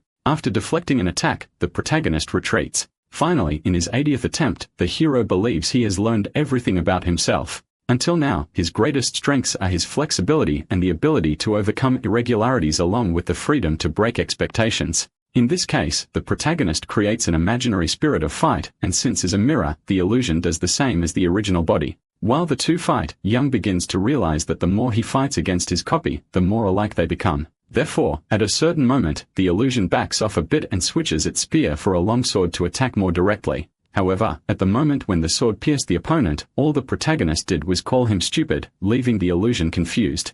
That's because Young had lowered his guard on purpose, and now with all his strength, the cutting demon ability is used, slicing the illusion in half, which before disappearing, expresses a proud smile on its face. Passing the fighting hole allows unlocking a hidden skill of the clan, but in the past, the skill the hero acquired was the most common, called reinforcement. Because of that, Young wonders if this time he will get a better one. Suddenly, the color of his mana begins to mix from blue to an intense gold, and when everything becomes golden, Young instantly understands which ability it is. Outside the gate of the fighting hall, several people are gathered looking for Young. Among them is the minister, who, already very stressed, questions how many incidents the protagonist will cause in the naming ceremony. However, this stress ends when someone warns that there has been a change in mana density. Because right after that happened, the gates started to open, and from inside, Young began to emerge, but clearly in very bad condition. Trying to be as quick as possible, the minister runs to Young and holds him in his arms as he faints, asking him to wake up. Then, still somewhat unconscious, the hero begins trying to ask for something, and Tai Hong pays close attention. However, breaking all the expectations created, all that Young wanted was water and food. Therefore, after thinking for a bit about the situation with the hero almost unconscious in his arms, the minister gets extremely irritated and screams so loudly that he is heard even from outside the mountain. Sometime later at the young master's mansion, his maid can barely contain all the worries she had been feeling, especially because besides challenging the guardian on the mountain, the hero also went to the old fighting hall. Anyway, even though she had planned to scold him upon his return, Gagwa is very happy that the young master came back. Therefore, while wiping her tears, she says she will prepare a bath and food for when he finishes. Changing the subject, the protagonist asks the nanny where his aunt is, but regarding that, Gagwa says she needs to tell him something. After some time, the hero does manage to find his aunt, who is excited to see him. However, the difference is that now she's imprisoned, although the aunt doesn't give it much importance, wanting to know about Young's mana increase. To not stray from the subject, the hero gets serious, and then Guyan then explains that she is fine. However, Young did not expect her to go so far for him, because the reason she is there is that she caused a scene where she'd accused the elder of being guilty right in front of her older brother. To apologize, the girl admits that she cannot hold back her anger when thinking about people causing problems for Young. She got angry because she thought about the possibility of never being able to see the protagonist again. And during that time doing nothing, it felt like something was suffocating her. In Young's honest view, the boy still doesn't completely trust her, but noticed that he started treating her as a real part of his family. In this case, the protagonist agrees to give her a chance to prove herself. Young asks her to wait for the right moment because he will get her out of there, and then the aunt insists that he shouldn't overexert himself. But with a smile, the hero says that she needs to get out soon and that he will be back shortly. On that same night, at an airport, a plane lands on the runway, and right at the bottom of the stairs, some family members are waiting. Until the person they are waiting for appears, and with Tashin in front, everyone welcomes him. Upon descending, the clan leader apologizes for the delay, but his wife just tells him that a meal is prepared for him, while the eighth wife and the new child also wait by her side.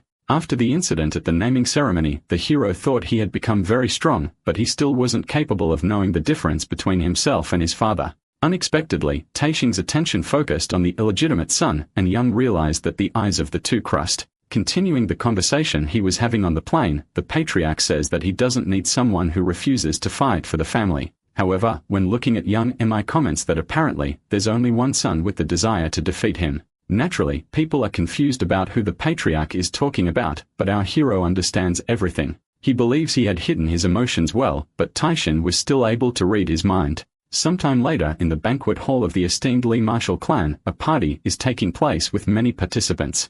Among them, in the corner of the room, the hero thinks that this banquet is too big for a naming ceremony. Among the invited guests, one is famous for being the youngest leader of a magic tower, and another is the Onmyodo chief, who currently holds the position of vice leader. Suddenly, the family butler interrupts these thoughts, politely asking the young master for permission because the patriarch is looking for Young. Naturally, the hero is confused, but the butler insists on guiding him.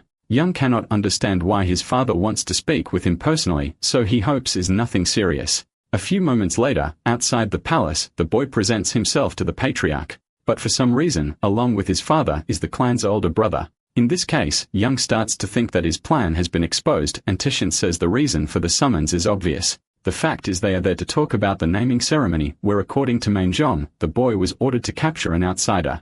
And regarding this event, the patriarch states that he is sure that Young is behind it, which leaves our hero a little worried. Anyway, the hero admitted the deal he made in exchange for the right to enter the library. So considering Young's involvement in this incident, the patriarch decided to forgive him for the false reports. However, he made it clear that he wouldn't overlook it a second time, which the protagonist fully understood. For John, the patriarch informs that he will give him a proper punishment after he finishes handling this banquet. Thus, the first son leaves back to the hall with a smile on his face, and Young hopes his brother will be alright. Back to the subject, excluding the false report, the resolution of the incident was entirely the hero's achievement, so Tatian maintains his permission to access the library. Furthermore, for discovering the fighting hall, the patriarch also wishes to give a reward, and in this case, Young makes a request for something he really needs. Later, Tasshin thanks everyone present for being there to share blessings with the two children. And now with Young and Hua prepared in the center of the hall, the naming ceremony will proceed. First, the patriarch calls the eighth daughter to step forward.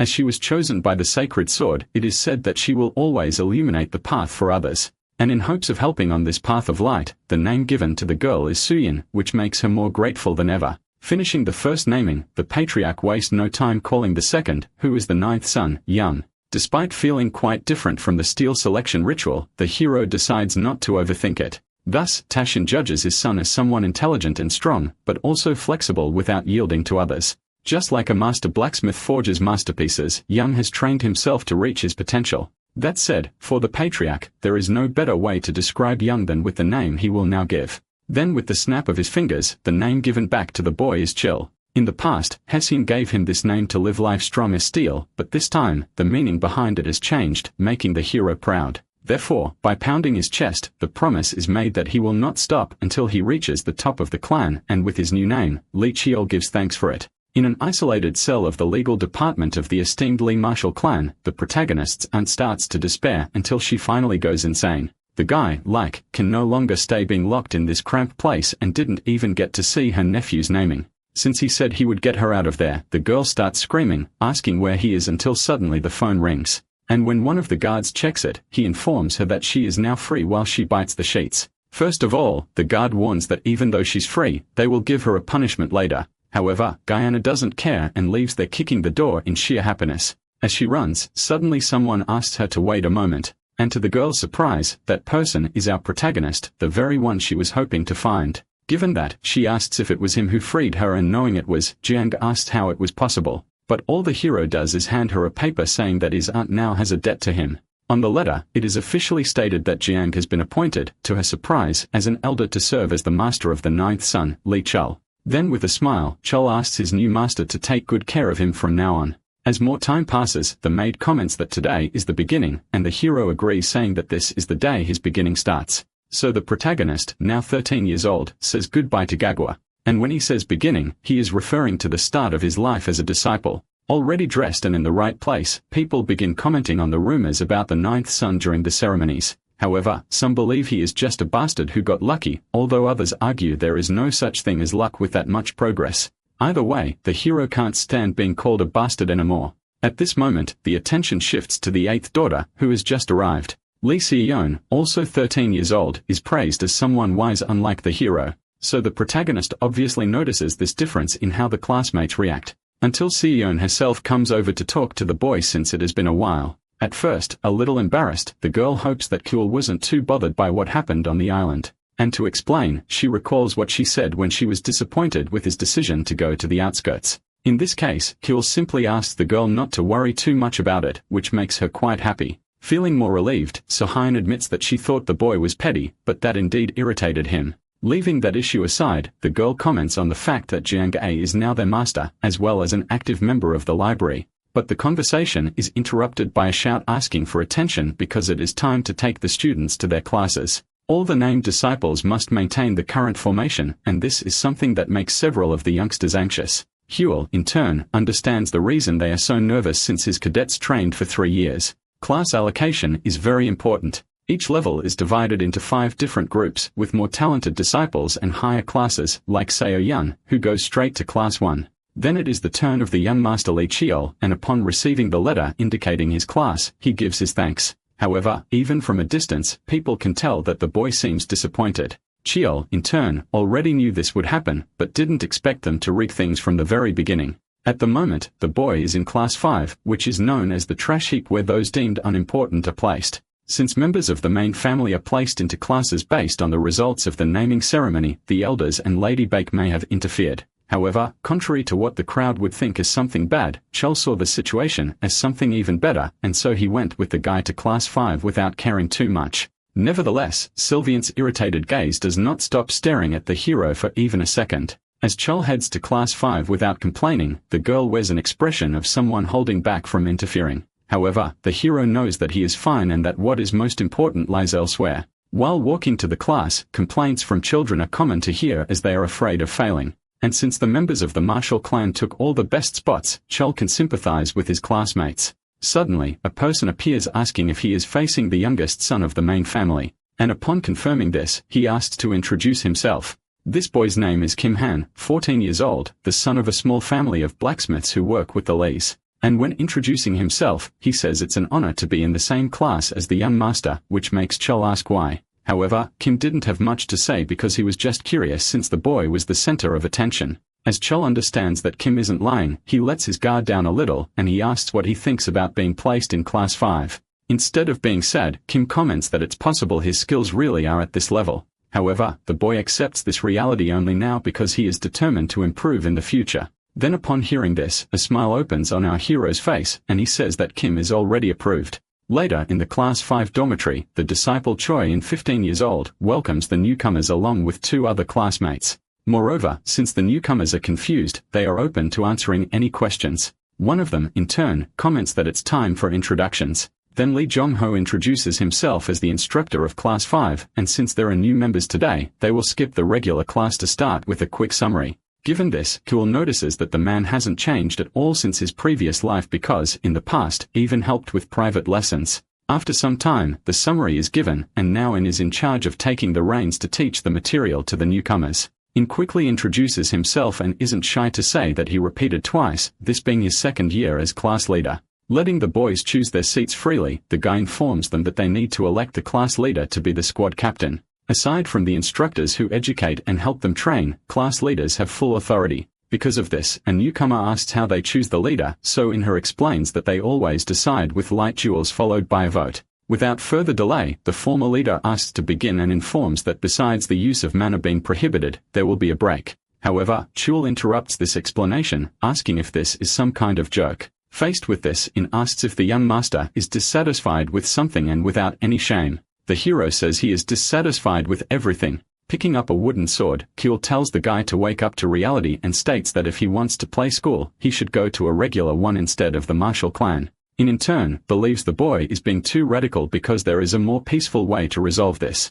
However, since Kuhl believes they won't understand with just words, he sticks the sword into the ground and commands everyone to come at him one by one because he is going to face all the students in a duel. After some time, the protagonist is sweating while panting with exhaustion, and in front of him, several students are already defeated. In can barely believe that the young master was able to defeat so many people alone. But now Chuol calls Choi in his attention for the next Kadak to come into the arena. Definitely, the former leader starts to admire the hero, and he informs that there is only one left. So pleased with this, the protagonist asks In has to stop Stalin and come fight him. At the same moment, the 2 clash swords of the force that the repeater can barely withstand. In still cannot understand why the hero is going so far since this is a duel without rewards in a training match for cadets. Furthermore, at the moment, Chol doesn't even have the energy to make a direct attack. Therefore, deep down, In only gets more confused when thinking about the reason. In the past, the boy used to be fierce like Chiyo, wanting to win just as much as him, and thought he had matured by accepting reality.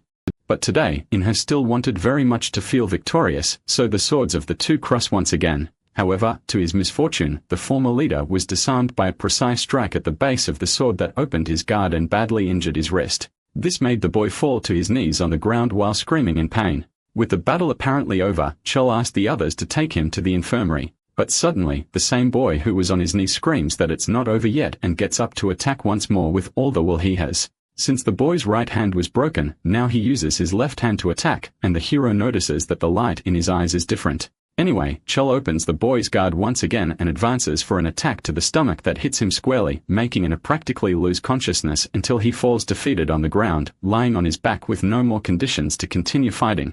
Thus, this time, Kuhl orders them to take into the infirmary as soon as possible. With this demonstration, the hero tells everyone that he lives every second like an hour and every hour like a whole year. From the top of the arena, Cool shouts that life only gets easier when you commit, so to protect the things he loves, he will continue fighting. For all the defeated students, the question that remains is whether any of them have ever lived life like that, because for the hero, this is what fighting truly means. Later, the instructor appears to scold Chil since 4 kids have broken bones and 3 have damaged organs. However, the hero insists that it is necessary to endure injuries like these if they want to survive in the martial clan. Despite that, Jumbo argues that everyone has their own reality, but Chil questions if he really needs to explain it to the instructor since even the cadets already understood. To not be too harsh, the hero admits that the instructor is a good man, which is something rare within the Lee martial clan. But since those kids are cadets, the protagonist states that Jong-ho must guide them down the right path even if it means pretending to be a villain.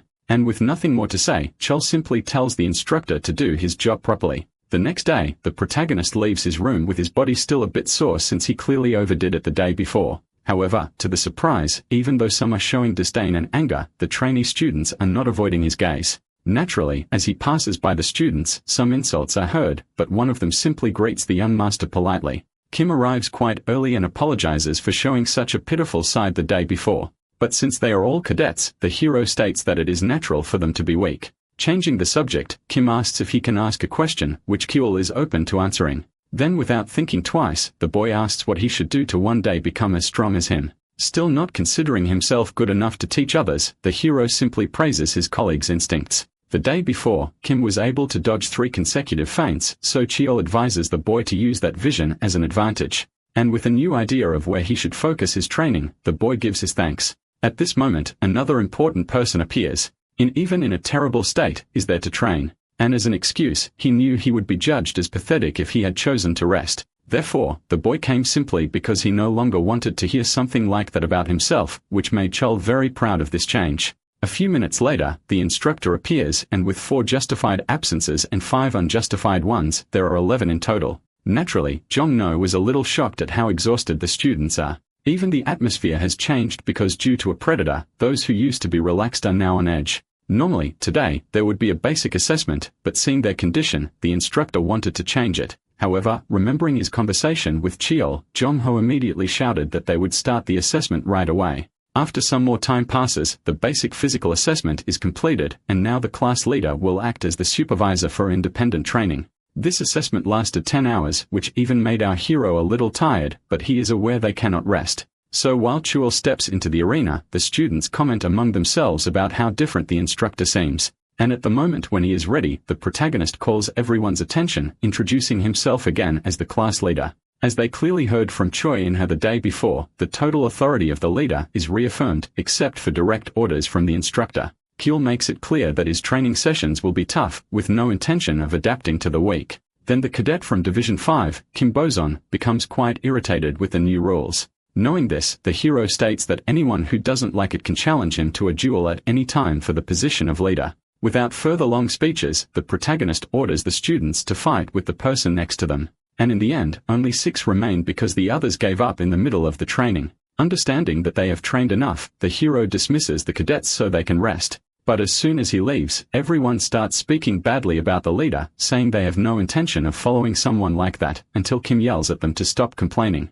The reality is that the boy is frustrated because even with the young master being exhausted, no one managed to land a single hit on him. Faced with this, the students went to Enhana to remember how good things used to be, but the boy replied ironically that he liked it so much that he repeated it. To explain himself, the ex-leader is aware that if he doesn't change for real, he will truly live as a pathetic loser.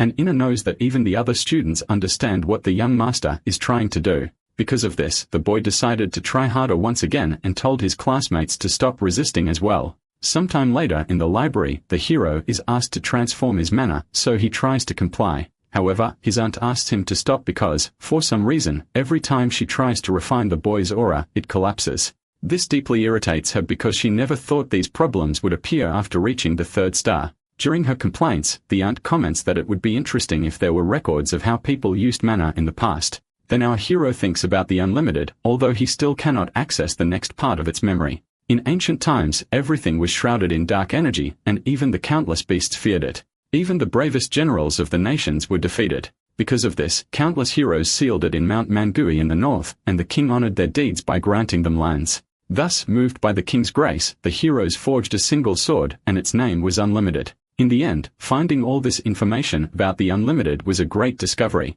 Changing the subject, Diana comments that taking the first step toward the third star alone is very impressive. Therefore, the aunt believes that he will soon overcome the current obstacles since he has practically already mastered the amplification and conversion techniques. Still a bit curious, she'll ask what one can do with the third star. Then the aunt warns that the Genki technique, which is based on aura, can be used, although it will take time to master. In any case, she asks how the Katatrani is going, but the hero says it's normal. In this case, Guyama smiles and says she can help, but doesn't even explain how because she assures the boy that he will find out soon if he trusts her. In the end, when this happens, the hero confirms the bad feeling he had that day. In today's class, the instructor asked them to fix their uniforms and pay attention because there will be a special lesson about mana techniques. Then from the research division of the martial clan, Elder Guyunga is introduced, and the applause makes the girl very embarrassed. Not wanting to drag things out, the hero's aunt calls the students to start the lesson right away. This makes the protagonist realize that she has really gotten good at teaching.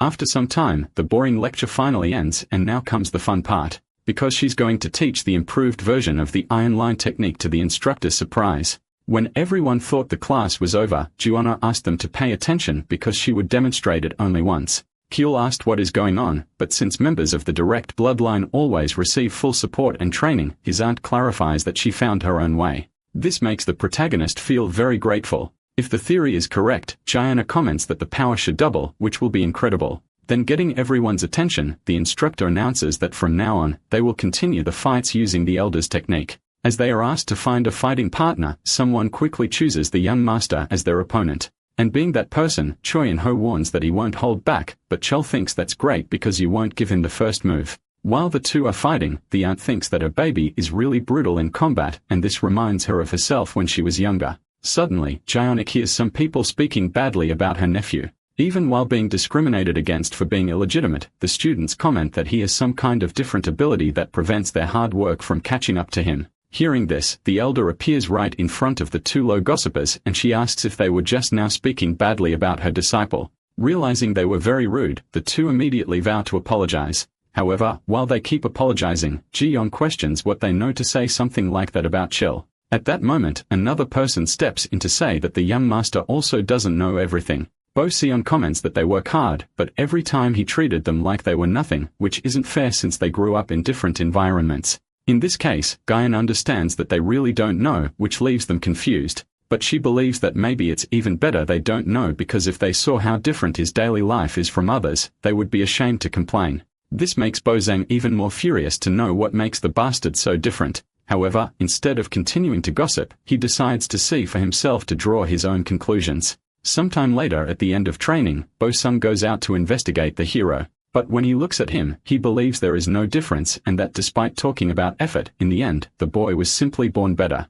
At this moment, one of the students appears, curious since the green-haired one spent the whole day following the ninth son. The boy asks if they can walk around the main estate, but since they are cadets and Sheol doesn't live in the direct bloodline area, Bo-sung says yes. But more importantly, Bo-sung doesn't want that bastard to control them forever, so he wants to confirm everything today. Already at night, the boy wonders why the hero is still in the research lab even though it is 9 p.m. The colleagues who came along start getting sleepy and naturally give up on finding anything out. So the boys leave, practically leaving Bojang alone there. Until a few moments later, the protagonist comes out of the research lab with his legs a bit tired, but still full of energy. Bojang, in turn, believes that he can finally go home, but then the boy starts heading into the training field, which is reserved only for the direct bloodline. And shortly after entering, some terrifying noises are heard by those who are spying. The students really can't understand if that was Yuma's sound of training. Therefore, one of them admits that the young master is different and asks to just stop because deep down, Chol isn't wrong. However, Bo replies by saying that he has also never neglected his personal training, which creates a bad atmosphere among the three. Now with his last two colleagues leaving, the green-haired one can't stop thinking about what makes him different from the bastard. That's why he wants to prove, no matter the cause, that he's not wrong like the others think. For quite a while longer, Bo-sung follows the protagonist until he finally enters his house. But at that moment, a lantern lights up the boy asking who's there. Noticing it's a cadet, one of the guards looks a bit confused. The boy explains that the young master walks around at this hour every day, but usually no one else does that. In this case, Bo-sung said he had something to take care of, but since this was a violation of the rules, the man asked him to return soon. And in this way, the boy agreed. But even at 2 in the morning, the lights in Sol's room were still on. Therefore, with nothing more to argue about, Bo-sung finally accepts to let it go and heads back to the dormitory. The next day at 5 o'clock in the morning at the exclusive training field of Class 5, Bo-sung is awake but quite weakened from having slept so little the previous night. However, something surprises him because despite seeming exhausted, 13-year-old Cool is really managing to live with only 3 or 4 hours of sleep. In contrast, when Bo-sung goes home, he rests by watching TV or playing games. The boy often trains alone but still maintains a balance between sleep, rest, and entertainment. Noticing that one of the students is in front of him, the hero asks what's going on. Then Bo-sung asks if the boy isn't tired, which irritates him. At the same moment, the hero realizes that the green-haired one was one of those who are following him. Bo-sung, in turn, starts throwing all his excuses at once about Chill having support from the direct bloodline. However, Tahira replies that he has lived like this since he was younger and that he only slept a little more before becoming a cadet. Obviously, he is tired from not sleeping enough. So the student asks why he pushes himself so far, but Chill approaches to whisper in the boy's ear that he already knows the answer. And so the entire conception previously established by the young master falls apart. Sometime later in the training arena of the martial clan's patriarchs, someone catches his attention.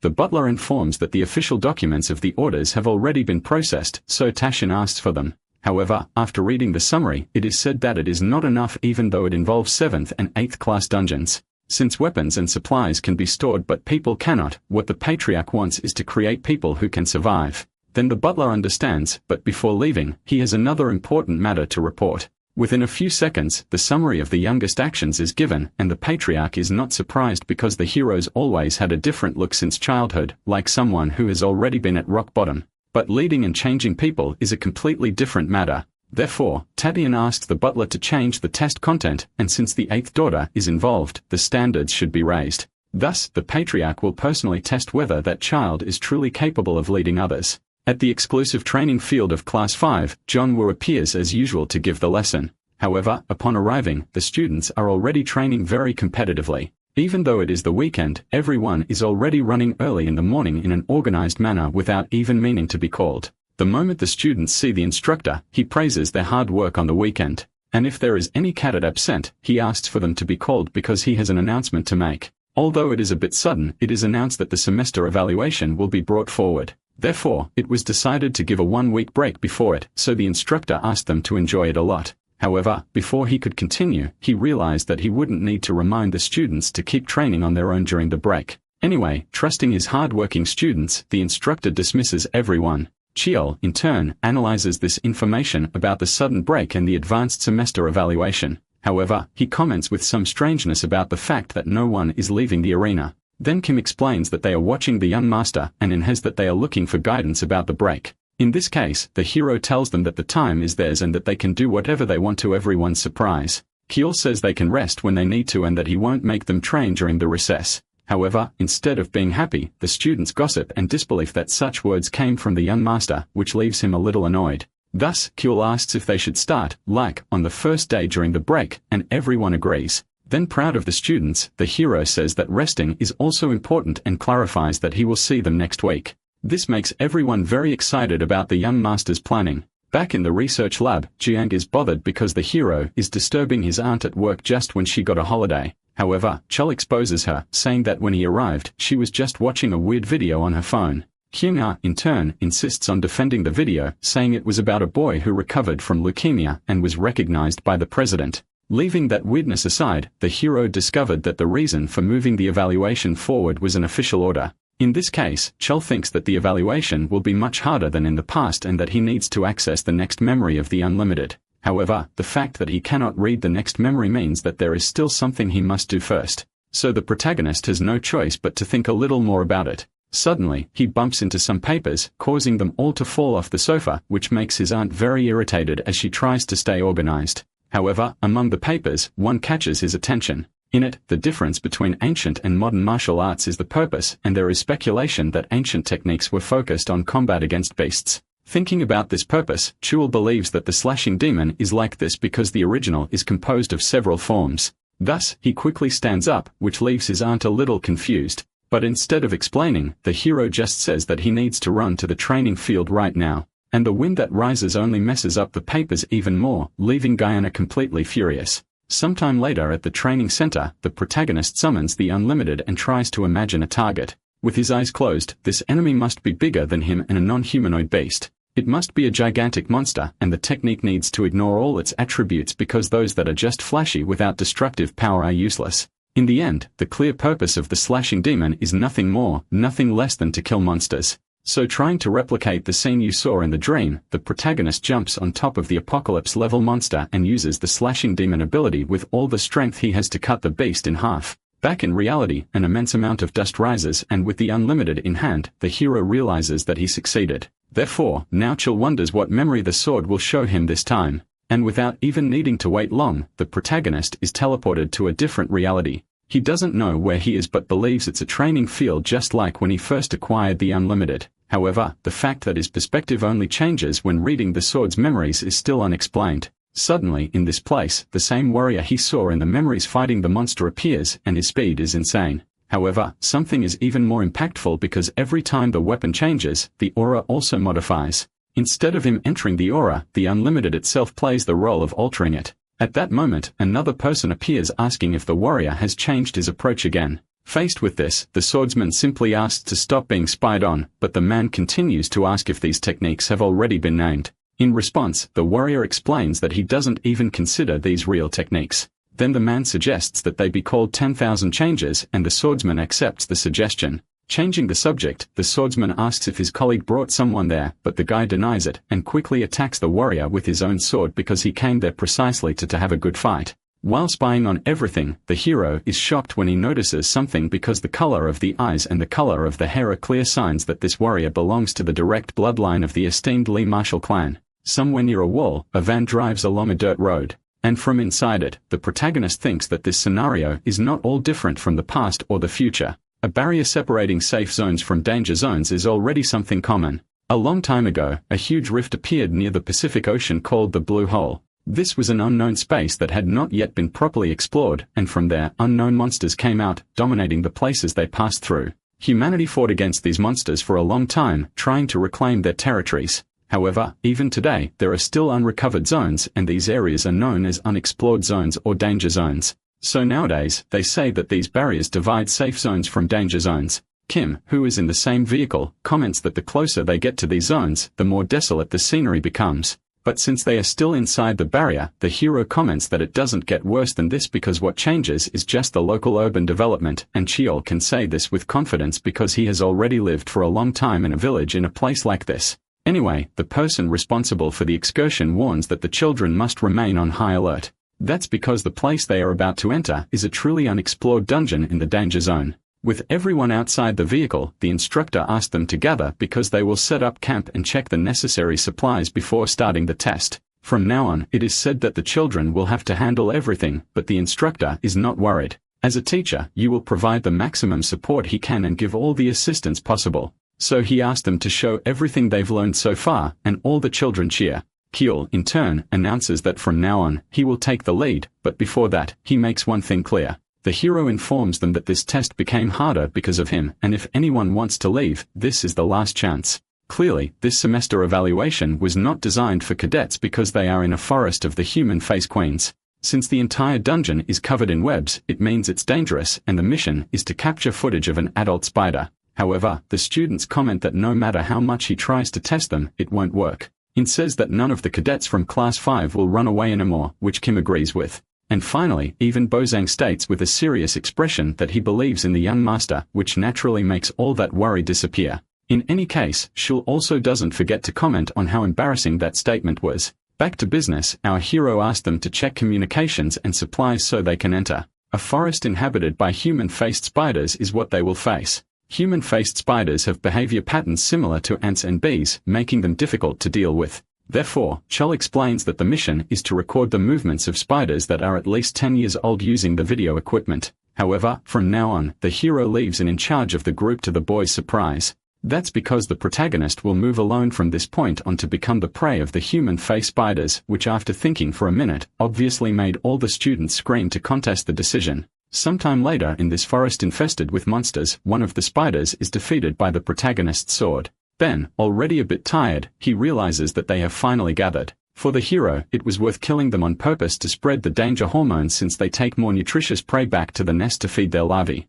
And at the moment, the simplest way to be considered valuable prey is by proving that the prey itself also possesses great power. Therefore, Chul simply draws as unlimited and transforming it into a spear, uses the slashing demon to destroy the largest one. So when the first large one is defeated, an endless horde of others appears to overwhelm the prey. However, that was exactly where our hero was seeking until now. Sometime later, Chul wakes up in a different place. It seems he is inside the cocoon of a human-faced spider, and if that's the case, the plan is going as expected. The poison is already making the boy's stomach heavy, but his condition isn't bad. Therefore, he first suppresses his presence with the stealth technique and then cuts all the webs with the unlimited. Since this is the nest, Chul thinks that the larvae must be gathered somewhere. However, suddenly, as he moves further, the boy notices something shocking in front of him. In this place, there are countless prey cocoons, definitely more than a daily hunt could gather. For the hero, it doesn't make sense that they haven't consumed them yet. But another revelation clarifies everything, because right in the middle of them is a cocoon totally different from the others, which is attracting the spiders and vibrating with a dark energy. Faced with this, Shaw quickly realizes that his own dark energy is resonating with that thing until suddenly, the cocoon breaks its own walls and from inside begins to emerge an unimaginable monster. Then, with a devilish laugh, the rank 5 monster called Queen of the Human-Faced Spiders appears. Kirito cannot believe that monster from a rank 6 dungeon can speak, but then corrects himself when he realizes that it didn't open its mouth. So the only option left is that the dark energy is reading the monster's consciousness. Without wasting time, the queen pierces the first cocoon to feed, and having to move away, the hero falters in the stealth technique. Therefore, the monster manages to sense the presence of the child inside its nest. But after realizing that the thing that woke her up is inside him, all the queen does is scream for the protagonist to give it to her.